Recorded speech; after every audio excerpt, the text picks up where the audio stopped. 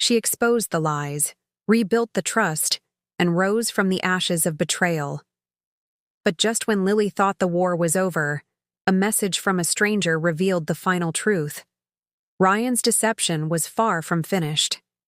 In this gripping finale, redemption comes with a price, and leadership is put to the ultimate test. Lily sat across from Mr. Cole, the company's CEO, feeling the weight of the folder in her hands. The tension in the room was palpable as she confronted him about Ryan's actions. "I'm not blind, Lily. I know Ryan isn't finished," Mr. Cole admitted, his voice tinged with exhaustion. "Why haven't you stopped him?" she pressed. A long pause ensued before he confessed, Because I needed to see how far he'd go." In that moment, he seemed more like a weary father than a corporate leader. "You're protecting the company," Lily observed. He shook his head slowly. "I'm trying to protect both of you, but maybe it's too late for one of you." Closing the folder, Lily stated firmly, "I don't need protection. I need you to decide what kind of legacy you want to leave behind." His eyes lingered on hers before he turned and left the room. The office atmosphere grew colder that week, not due to the weather, but because of the shifting dynamics among colleagues. Conversations hushed when Lily walked by. Some employees offered sympathetic smiles, while others avoided eye contact. An internal audit had commenced, and everyone was on edge. Lily hadn't requested the audit, but she felt a sense of relief that Mr. Cole had initiated it. The truth needed to come to light, not just for her sake, but for everyone who had been walking on eggshells since Ryan's ascent. In corporate environments, truth doesn't always equate to justice. Sometimes it leads to quiet exits and golden handshakes. Other times, it's buried beneath layers of bureaucracy, rendering the damage irreversible. On Thursday, Lily was summoned to the audit committee's temporary office, a repurposed storage room now filled with files, glowing monitors, and a whiteboard covered in timelines and digital breadcrumbs. David, the lead internal auditor, greeted her. "Lily, thanks for coming in. We'd like to ask you a few questions about some recent irregularities." She nodded and took a seat. He pulled up a file on the screen. "First, this email appeared to be from your account. We've confirmed it was sent from a shared workstation near the break room. The credentials were manually entered." "So someone used my login?" He shook his head. "Someone had your credentials, copied them most likely. This wasn't phishing, it was internal." "I reported that incident the day it happened," she reminded him. He gave a tight smile. "Yes, and we're glad you did. We've found a few others like it.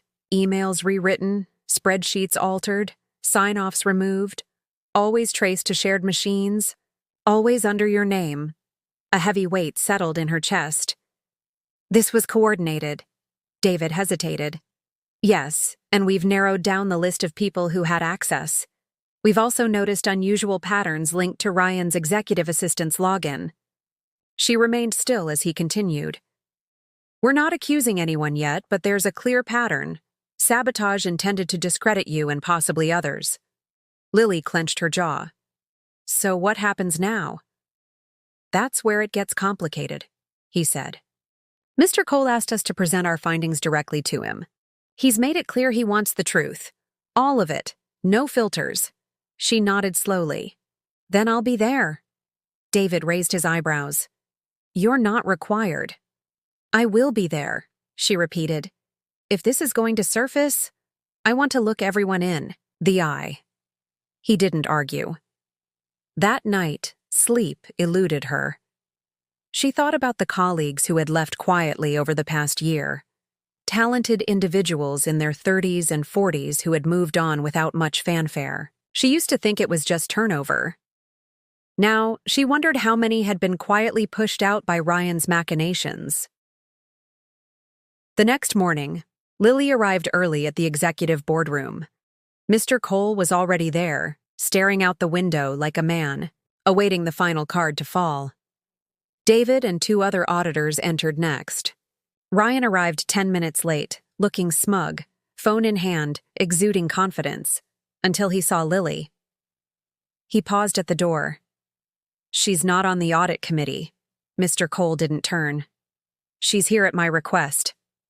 Ryan shifted uncomfortably. "This is supposed to be internal, confidential.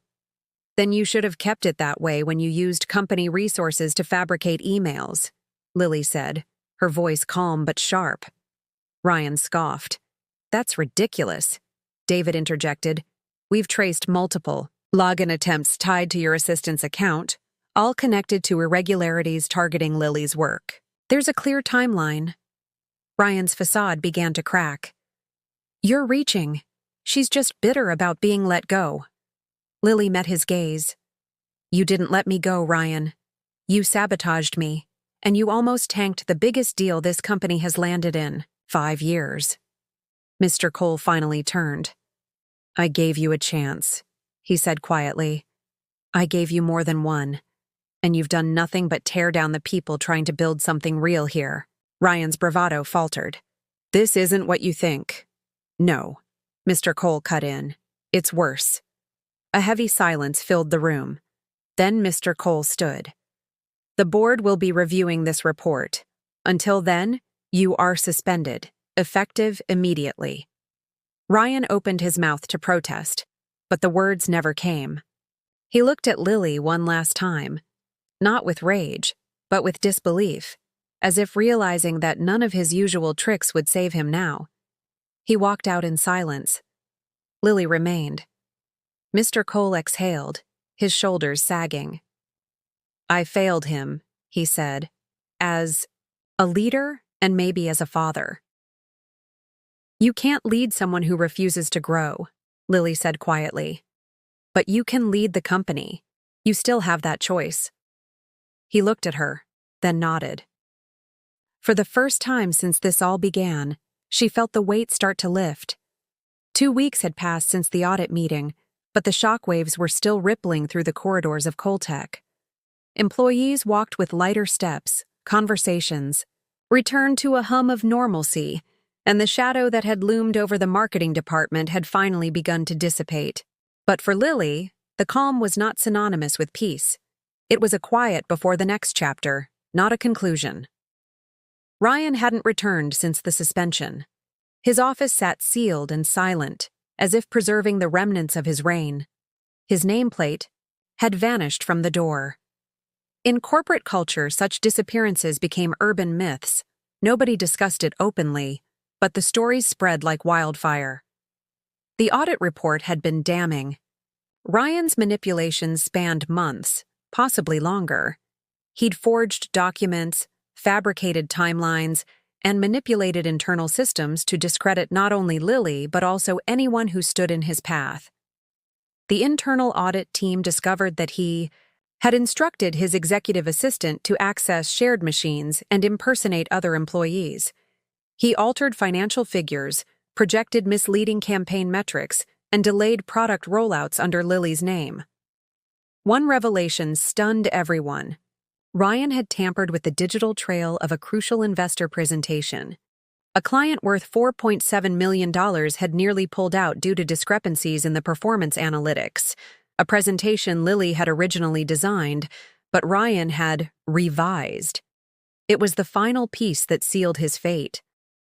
The board acted swiftly. After a confidential meeting, they voted unanimously to terminate Ryan with cause. Legal documents were signed. There would be no lawsuits, no severance, no non-disclosure agreements to suppress the truth. Mr. Cole made one thing clear: transparency was now non-negotiable. Lily received the news while sitting at her desk. Her heart didn't leap with joy. Instead, she felt still, like a pendulum that had finally stopped swinging after months of turbulence. Her inbox pinged with supportive emails from colleagues, some of whom had remained silent during the ordeal. One message stood out. It was from Jordan, a junior analyst who had quietly resigned 6 months earlier. "Lily, I just read what happened. Thank you for standing up. I didn't have the strength to fight him, and I've always regretted it. Your courage has restored something in me. I'm rooting for you. Always." It brought tears to her eyes. Not because of the words alone, but because it reminded her how much unseen damage Ryan had caused, and how many people had internalized that pain. Later that week, Mr. Cole summoned Lily into his office. The room, once intimidating, now felt different, less like a fortress, more like a place for renewal. "Close the door," he said. She did, and sat across from him. On the desk was a thick, leather-bound folder. He placed his hand on it, but didn't open it immediately. "I owe you more than an apology," he began, "for allowing things to get this far, for not listening closely enough, and for not protecting the people who mattered most." Lily gave a gentle nod. "I appreciate you saying that. But this wasn't just your burden, Mr. Cole. Ryan was skilled at manipulation." "True," he admitted, "but I empowered him. I gave him the latitude, the title, the trust. More than I gave you, despite everything you've proven time and time again." He finally opened the folder and slid a document toward her. "I want to fix that." Lily's eyes skimmed the heading: Executive Promotion, Vice President, Marketing Strategy. Her breath hitched. "I've spoken to the board. They've reviewed your contributions and the audit's outcome. This position has been created not only to reward your resilience, but to enable strategic direction without obstruction. The department needs rebuilding. Morale needs leadership. And frankly, I think you've already been doing this job. Now it's time you do it with the title and authority to match." Lily's fingers trembled slightly as she touched the document. "Thank you," she whispered. "But are you sure the team is ready for this?" He smiled. "I think they're more ready than you realize. You've been a symbol of integrity through all this. People notice, and they remember." The following Monday, the official announcement went out. The buzz across departments was electric. While some expressed shock, most reacted with genuine support. One after another, team members stopped by Lily's office to congratulate her. "About time," said Darren from sales.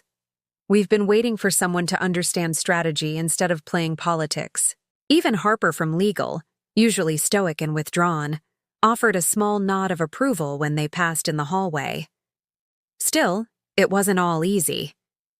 With the new role came the ghosts of those who had suffered under Ryan's manipulation.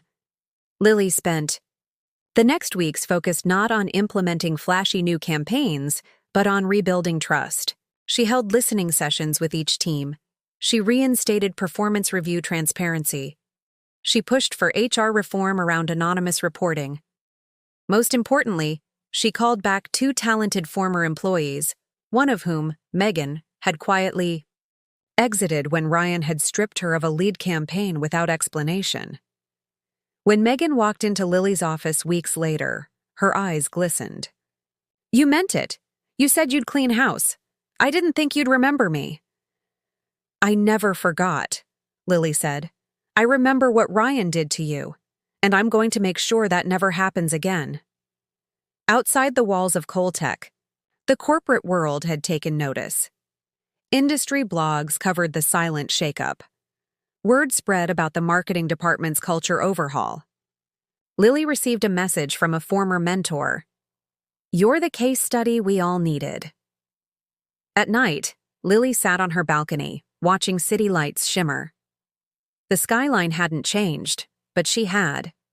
She was no longer just a survivor of sabotage. She was an architect of restoration, and she knew the reckoning wasn't just about Ryan's fall. It was about everyone who had watched quietly, everyone who had lost faith, and now, everyone who believed again. As the fiscal quarter came to a close, the board invited her to present the revised 3-year marketing plan.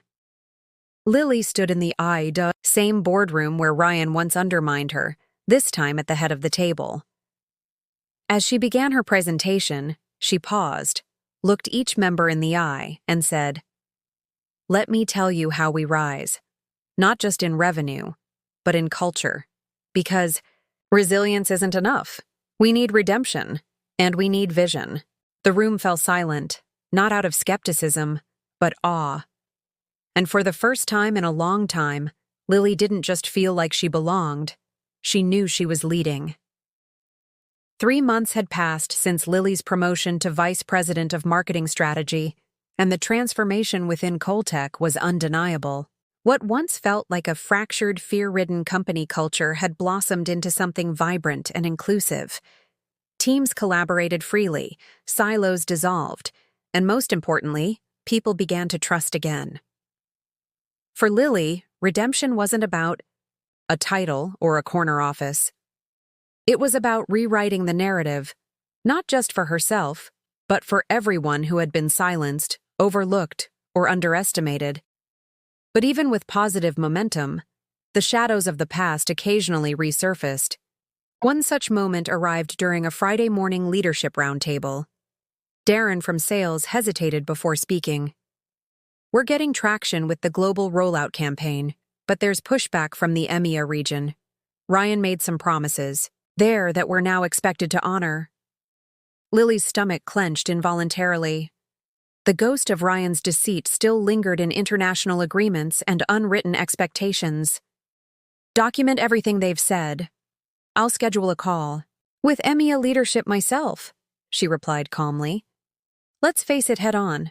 Transparency only works if we practice it at every level." As the meeting adjourned, her assistant, Priya, entered with a nervous look. "You have a guest in the lobby," she said quietly.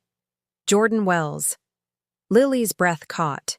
Jordan, the same junior analyst who had sent her that heartfelt message. Months ago. He had disappeared from Coltech without fanfare, just another casualty of Ryan's toxic influence. Lily stood. "Send him in." Moments later, Jordan entered, his posture a mix of caution and hope. His face had matured, eyes wiser. "I hope I'm not interrupting," he said. "Not at all," Lily replied, extending her hand. "You're always welcome. Here." They sat, and Jordan exhaled. "I came to thank you, but also, I'm looking for a way back. I've been working freelance, but it's not the same. I miss being part of something bigger, something that matters." Lily smiled. "There's always a place for people who believe in change. Let me talk to HR. We have some roles opening up on the Strategic Insights team." "Thank you," he said, his voice barely above a whisper. Later that evening, as she reviewed budgets, her phone buzzed. It was a message from an unknown number. "Lily, this is Cassandra. We've never met, but I worked closely with Ryan. I left Coltech a year before you were promoted. I know you probably don't want to hear from me, but I have something you should know. Ryan's story isn't over." She stared at the message. Her fingers hovered over the keyboard. Then she typed, "I'm listening." Cassandra replied almost instantly. They scheduled a call for the next day. Saturday morning, Lily sat with her laptop, open and coffee in hand. Cassandra appeared on the screen, older than Lily had imagined, her face weary but sincere. "I'm not here to defend him," Cassandra began. "But I need to confess something. Ryan wasn't just manipulating data. He had offshore accounts. He funneled marketing funds into shell firms, and I helped forge the invoices." Lily's eyes narrowed. "Why tell me this now?" "Because I can't sleep at night," Cassandra said. "And because I think he's trying to build something new, using Coltech's stolen IP. He's in Singapore. Calls it a startup incubator, but he's recruiting people from our old network." Lily was silent, absorbing the gravity of it all.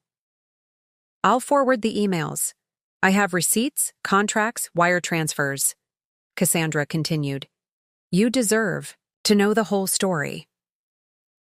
By Monday, Lily had compiled a confidential report and presented it to the executive board. Mr. Cole's expression was unreadable as he flipped through the documents. "Will involve legal. International litigation. Won't be easy, but we can't ignore this," he said. "But we can get ahead of it," Lily said. "I suggest we release a white paper, not naming names, but explaining the reforms we've implemented. Let the industry see that we're transparent, resilient, and leading with integrity. The board approved it unanimously. 2 weeks later, the white paper titled Rebuilding Trust in the Corporate Age was published. It detailed the overhaul of internal controls, HR reporting systems, and marketing governance at Coltech. It quickly went viral within professional networks. CEOs reached out, universities asked to use it as a teaching case, and for the first time, Coltech's name was associated not with scandal, but recovery. Then came the industry awards. At the annual Tech Marketing Leadership Gala, Lily was honored with the Beacon of Integrity Award. Standing under the crystal chandeliers of the grand ballroom, she accepted the glass statuette with humility. "My journey here wasn't about triumph," she said into the microphone. "It was about truth. And truth is often inconvenient, painful, and buried beneath the ambitions of the powerful. But when we unearth it and honor it, we do more than just rebuild. We reimagine what leadership can be." The audience stood in ovation. Months later, Lily walked through the Coltech lobby, where a new digital installation displayed rotating portraits of employees who had shaped the company's transformation. Among them was Jordan. Beside his photo was a quote: "Sometimes the best second chance is the one someone else gives you." She passed a small crowd gathered around the screen and overheard one employee say, "That's what leadership looks like." Outside, the city gleamed beneath a sky streaked with gold. Lily took a deep breath. The past would always be part of her story, but it no longer defined her. Redemption wasn't a single moment. It was a mosaic of choices, small, bold, vulnerable. And with every selection, Lily hadn't just rewritten her story. She had rewritten the future.